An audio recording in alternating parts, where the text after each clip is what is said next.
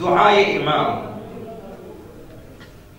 اگر ہم امام کے لیے دعا کریں، شاید بعض لوگوں کے ذہن قبول نہ کریں، جس طرح امام زمان کے بارے میں بعض لوگ کہتے ہیں کہ اب انہیں ہماری دعاؤں کی کیا ضرورت ہے۔ ایسا نہیں ہے۔ ائمہ اطہار نے خود امام زمان نے مثلا ہم سے فرمایا کہ اکثر الدعاء، کثرت سے دعا کرو، لتعجیل الفرج، ظہور کے لیے، اپنے ظہور کے لیے ہم سے کہنے تم دعا کرو، کثرت سے دعا کرو۔ دعا مطلوب پروردگار ہے، مطلوب پروردگار خداوند چاہتا ہے کہ ہم دعا کریں۔ خداوند تعالی نے دھمکی دی ہے کہ قل ما یعبأ بکم ربی لولا دعاؤکم، اگر تم دعا نہیں کرو گے تو خدا کو بھی تمہاری کوئی پرواہ نہیں ہے۔ دھمکی ہے، تم دعا کیا کریں، دعا ضروری ہے، حتی اہل بیت کے لیے دعا کریں۔ ہمیں حکم ہے کہ ہم اہل بیت کی دعا کریں، امام زمان کی سلامتی کے دعا کریں۔ اگر ابھی آپ سے ہم پوچھیں گے مثلا آقا امیر المؤمنین اگر بیمار ہو گئے، ہم ان کی شفایابی کے لیے خدا سے دعا کریں گے یا نہیں کریں گے؟ اس طرح سے ابھی آقا امام زمان ہماری طرح فزیکلی طور پہ اسی مادی دنیا میں اسی طرح ہم جسم کے ساتھ روح کے ساتھ زندگی بسر، آقا امام زمان بھی اسی طرح زندگی بسر کر رہے ہیں۔ حتی ان کی جسمانیات کے لیے ضروری ہے کہ ہم دعا کریں کہ خدایا انہیں سردردی بھی نہ ہو، انہیں کامل اپنی حفاظت میں، سردی ہے، گرمی ہے، جس طرح ہم اہل بیت محسوس کرتے ہیں، تو ان کے لیے دعا۔ اسی سلسلے میں آقا امام ہادی علیہ السلام کے بارے میں ہے کہ جب ہم اہل بیت کے لیے دل سوزی کرتے ہیں، اہل بیت بھی ہمارے لیے دل سوزی کرتے ہیں، فائدہ ہمارے لیے ہے۔ عبد الرحمن اصفہانی، اصفہان کا رہنے والا ہے، یہ گیا ابو زمانے میں خلیفہ کی حکومت ہے، عباسیہ خلیفہ ہے، حکومت ہے، جس کی بھی حکومت تھی اس زمانے میں آقا امام ہادی کے زمانے میں، کہ یہ شخص اصفہان سے کیا کچھ شکایتیں لے کر، اب متوکل ہیں یا جو بھی ہیں ان کے پاس، تو اب وہ سلطان ہے، آپ براہ راست نہیں جا سکتے، باہر قلعے کے باہر انتظار میں بیٹھا رہا کہ جب اندر سے اجازت ملے تب ہم جائیں۔ اتنے میں اس نے سنا کہ آج آقا امام ہادی علیہ السلام کو بلایا ہے دربار میں اور ان کی قتل کا فتویٰ بھی صادر ہو چکا ہے، تو اس نے کہا کہ میں دیکھوں کہ یہ آ رہے ہیں، امام کو میں دیکھوں کہ کس حال میں آتے ہیں۔ یہ انتظار میں بیٹھا رہا، اب یہ دل سوزی کرتا، اپنے دل میں دعا کی کہ خدایا ان کو مثلا بچا لے، اس خطرے سے نجات دیں، قتل سے نجات دیں، دل سوزی کی اپنے دل میں۔ یہ خود کہتا ہے کہ میرا دل جل رہا تھا امام کے لیے، میں نے پوچھا بھی کہ یہ جسے بلا رہے ہیں اور جس کے قتل کا فتویٰ صادر کون ہے؟ کہا کہ یہ وہ ہیں جسے شیعہ اپنے لیے امام سمجھتے ہیں، یہ وہ ہے۔ بہرحال انہوں نے دل سوزی کی۔ علم امام کہاں تک ہے؟ ہر امام کو یہاں تک پتہ چلتا ہے کہ آپ دل میں کیا سوچتے ہیں اور آپ نے دل سے کیا دعا کی ہے۔ یہ آقا امام ہادی نے دکھایا کہ جب پہنچے وہاں گھوڑے پہ سوار اپنے فوجی دستے کے ساتھ جنہیں بھیجا انہیں لانے کے لیے، سب نے راستہ چھوڑنا شروع کیا، چونکہ ائمہ اہل بیت کی شان یہ ہے کہ ان کا ایک رعب ہے، ایک دبدبہ ہے، خاص ناخواہ لوگ متاثر ہو جاتے ہیں۔ تو امام آتے گئے، اس شخص تک، اصفہانی تک پہنچا، عبد الرحمن اصفہانی تک، ان کی طرف دیکھ کر کہا کہ خدا نے تیری دعا قبول کی ہے، سبحان اللہ، تیری دعا قبول ہوئی ہے، یعنی جو میرے حق میں تو نے دعا کی قبول ہوئی ہے، یعنی میں قتل نہیں ہوں گا آج، اور خدا نے اس کے عوض تمہارا مال بھی زیادہ کیا ہے، اولاد کو بھی زیادہ کیا ہے، تو اور تمہاری عمر بھی زیادہ ہو چکی ہے۔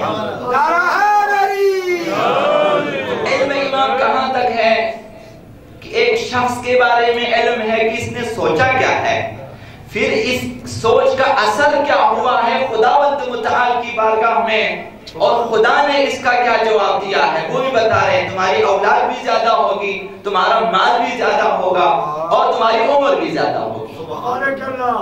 تو ایسا ہوا کہ وہاں سے امام زندہ سلامت واپس آ گئے، اور اس عبد الرحمن اصفہانی کی عمر بھی زیادہ ہو گئی، بچے بھی زیادہ ہو گئے، مال بھی زیادہ ہو گیا۔ سبحان اللہ۔ تو اس سبق ہمارے لیے کیا ہے؟ ہم ہمیشہ اہل بیت کی یاد میں رہیں اور ان کے لیے دعا کریں۔ دعا کریں۔ دعا میں بہترین دعا کیا ہے اہل بیت کے لیے؟ بہترین دعا یہی درود ہے۔ سبحان اللہ۔ جو آپ درود پڑھیں ان کے درجات بلند ہوتے ہیں۔ سلامت امام زمان علیہ السلام بلندتر صلوات۔ درود میں جو طاقت ہے وہ استغفار میں بھی نہیں ہے۔ اگر گناہ نہیں دھلتے، اہل بیت نے فرمایا استغفار نہیں دھلتے، صلوات پڑھا کریں، وہ دھو دیتے ہیں ان گناہوں کو۔ تو گناہوں کے حوالے سے بھی ہمارے لیے اہل بیت بھی زیادہ ہو جائے۔ ایسا نہیں کہ پیغمبر اسلام کے لیے یا اہل بیت کے آگے مقام، خدا کے ہاں لامتناہی مقامات ہیں اہل بیت کے لیے ہیں۔ آپ درود پڑھتے جائیں، ان کے مقامات بلند ہوتے جاتے ہیں اور آپ کے بھی درجات بلند ہو جاتے ہیں۔ سبحان اللہ۔ نعرہ تکبیر، اللہ اکبر، نعرہ رسالت، یا رسول اللہ، انہیں ایمان نہ آتا کہ قرآن نعرہ ہے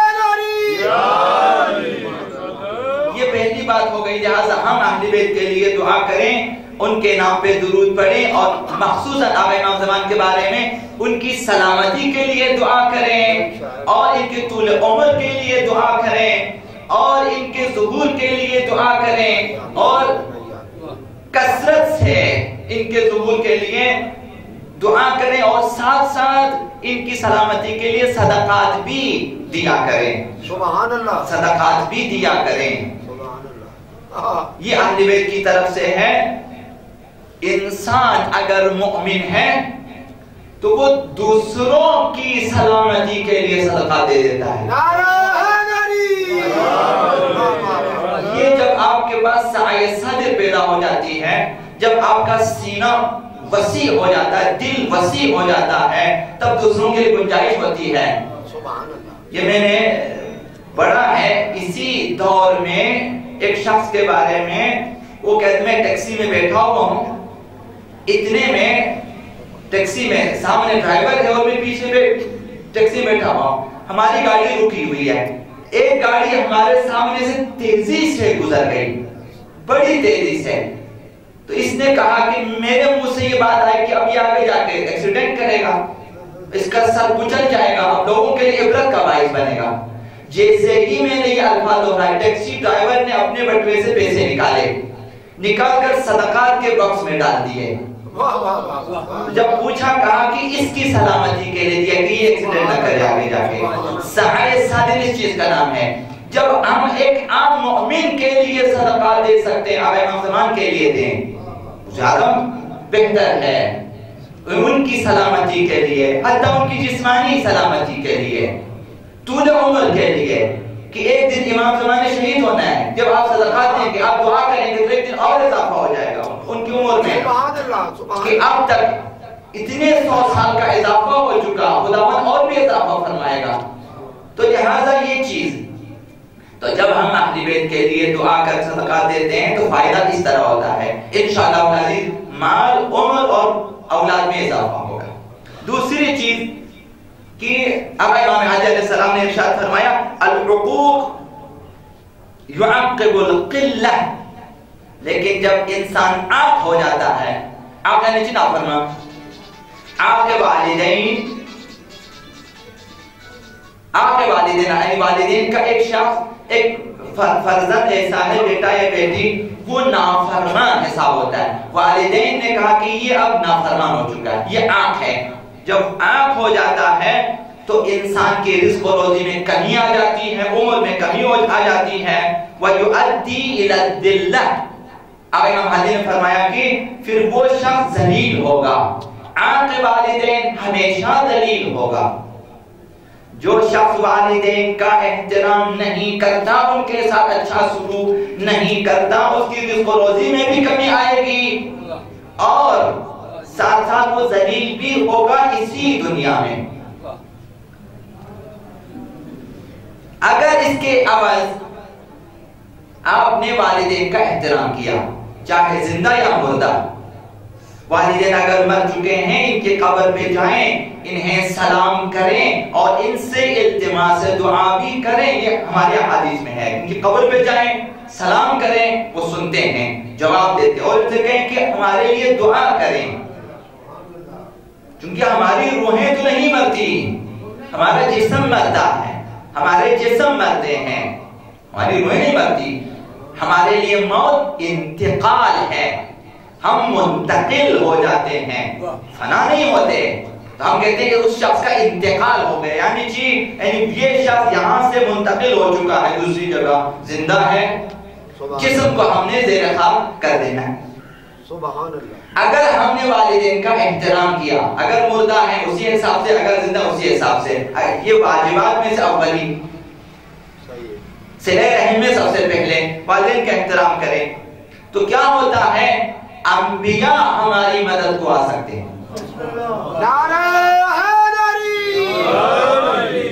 یہ داستان علماء نے لکھا کہ ایک بزرگ ہے، اس کے دل میں یہ تمنا تھی کہ میں علم دین حاصل کروں، تمنا تھی اس کے دل میں، بزرگوں نے لکھا ہے۔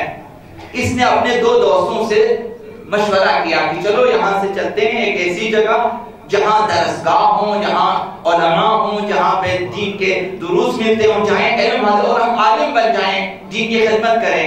سبحان اللہ۔ اور تینوں نے توافق کیا کہ بھئی ہم چلو چلتے ہیں یہاں سے، ہمارے شہر میں مسئلہ نہیں ہے، ہجرت پر آمادہ ہوئے۔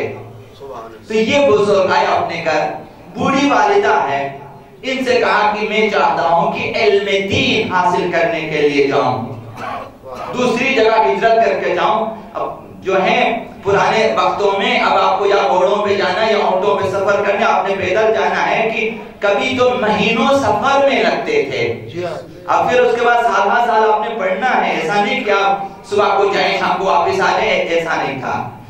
بوڑھی والدہ سے کہا کہ آپ اجازت دیں کہ میں جاؤں علم دین سیکھنے کے لیے۔ انہوں نے کہا کہ میں اکیلی ہوں گھر میں، مجھے کس کے سہارے چھوڑ کے جا رہے ہو؟ تو واحد سہارا ہے میرا، میری دیکھ بھال کون کرے گا؟ والدہ غمگین ہے، اجازت نہ ملی۔ اس بزرگ نے فیصلہ کیا کہ میں نہیں جاؤں گا۔ دوستوں سے کہا کہ آپ دونوں جائیں، میں نہیں جا سکتا، لیکن دل میں حسرت رہی کہ کاش کہ میں علم حاصل کر سکتا۔ لہذا کیا کیا؟ اب یہ بیٹھا ہے، ہر دن حسرت میں ہے۔ وہ دونوں دوست چلے گئے، اس نے کہا کہ وہ عالم بن کر آئیں گے، یہاں تبلیغات کریں گے اور دین کی خدمت کریں گے، ملت کی خدمت کریں گے، لیکن میں کچھ نہیں، میں جاہل رہوں گا، نادان رہوں گا، یہ حسرت رہی۔ تو ایک دن ایک نورانی شخص آیا اس کے پاس، بزرگ، سبحان اللہ، کہا کہ کیا تمنا ہے؟ کہا میرے دوست تھے، ساتھی چلے گئے پڑھنے کے لیے اور میں رہ گیا جاہل نادان مثلا۔ کہا کہ اگر میں تمہیں ہر روز پڑھاؤں، پڑھو گے؟ پڑھوں گا۔ اس بزرگ نے کہا کہ میں ہر روز آؤں گا تمہیں پڑھانے، تو یہ بھی پڑھیں۔ ہر دن وہ نورانی شخص آتا تھا اسے پڑھانے کے لیے۔ اس نے کہا کہ ان دونوں دوستوں سے زیادہ آگے جاؤ گے۔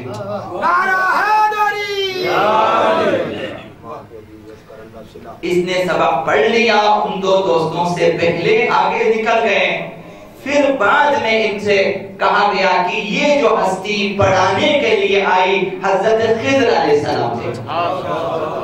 اگر والدین کی خدمت کرو گے، خدا راضی ہیں، اہل بیت راضی، حتیٰ انبیاء کو خداوند حکم دیتے کہ جائیں شخص کی مدد کے لیے، نصرت کے لیے۔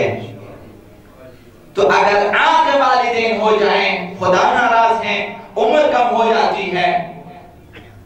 خداوند تعالی نے فرمایا کہ جو شخص میرے ذکر سے روگردان ہو جاتا ہے اس کے لیے تنگی زندگی ہے۔ وَمَنْ أَعْرَضَ عَنْ ذِكْرِي فَإِنَّ لَهُ مَعِيشَةً ضَنْكًا، سخت زندگی ہوگی اس کے لیے، بے شک دولت ہو تب بھی زندگی سختی سے گزرے گی اس کی۔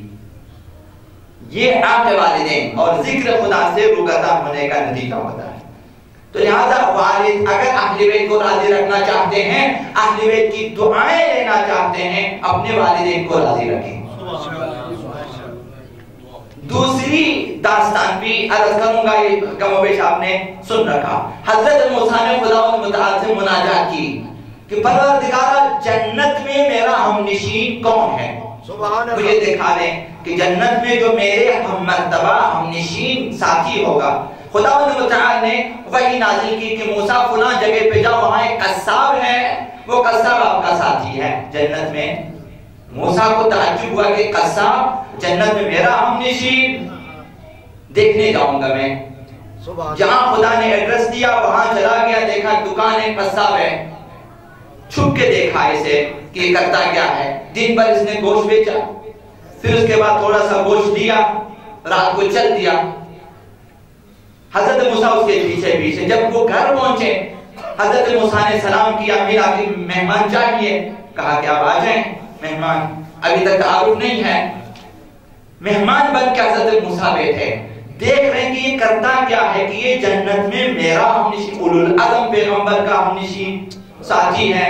دیکھا کہ اس نے اپنا گوشت نکالا، روٹی تیار کی، سالن تیار کیا، پھر ایک زنبیل مثلا ٹوکری نما ایک چیز زنبیل جو جسے چھت پہ لٹکایا ہوا ہے اتارا اس نے، دیکھا اس میں سے ایک بوڑھی عورت ہے، باہر نکالا، پہلے اس کی صفائی کرا دی، نہلایا اسے، دھلایا اسے، صاف کیا، پھر اپنے ہاتھوں سے لقمے بنا بنا کر اسے کھلایا، پھر واپس اسی زنبیل میں ڈال دیا کہ چھت کی طرف۔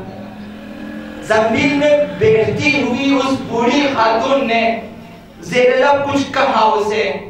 حضرت موسیٰ نے دور سے دیکھا کہ کچھ بتایا ہے اسے۔ جب زنبیل کو واپس رکھا اپنی جائیگاہ پہ جہاں پہ اس کی ماں آرام کرے، یہ کھانا لے کر آئے حضرت موسیٰ کے پاس کہ آئیں آپ مہمان ہیں، آپ کھائیں، ابھی تک تعارف نہیں ہے۔ حضرت موسیٰ نے سوال کیا کہ اس زنبیل میں کیا ہے، اور اس خاتون نے کیا کہا؟ کہا کہ میری ماں ہے۔ ہر روز چونکہ میرے پاس سرمایہ نہیں ہے، میں صبح سے شام اس کی خدمت نہیں کر سکتا، تو میں شام کو آ جاتا ہوں، اس کی ساری سب کچھ کر کے میں اسے واپس سی میں ڈال کے صبح کو میں پھر نکل جاتا ہوں کام پہ، اور ہر روز میرا یہی کام ہے۔ تو کیا کہا انہوں نے؟ یہ جو تمہاری ماں ہے اس نے کہا کیا ہے؟ کہا کہ یہ جب بھی میں باندھتا ہوں یہ دعا کرتی ہے میرے لیے کہ خدا تمہیں حضرت موسیٰ کا ہم نشین کر دے جنت میں۔ ماں کی دعا یہی ہوتی ہے۔ تو حضرت موسیٰ نے کہا دیکھو میں موسیٰ ہوں اور تمہاری ماں کی دعا تمہارے ہم میں قبول ہوئی ہے، خدا نے مجھے خبر دی ہے کہ تو جنت میں میرا ہم نشین ہوگا۔ ماں باپ کا احترام معمولی چیز نہیں ہے، معمولی چیز نہیں ہے۔ خداوند متعال نے اپنی اطاعت کے حکم کے ساتھ والدین کے ساتھ نیک سلوک کرنے کا حکم دیا ہے۔ وَبِالْوَالِدَيْنِ إِحْسَانًا، والدین کے ساتھ کسی بھی فرزند کو شرعاً یہ حق نہیں ہے کہ وہ اف تک کہے۔ اگر ماں نے کچھ کیا آپ نہیں کہہ سکتے اف، یہ بھی جائز نہیں ہے۔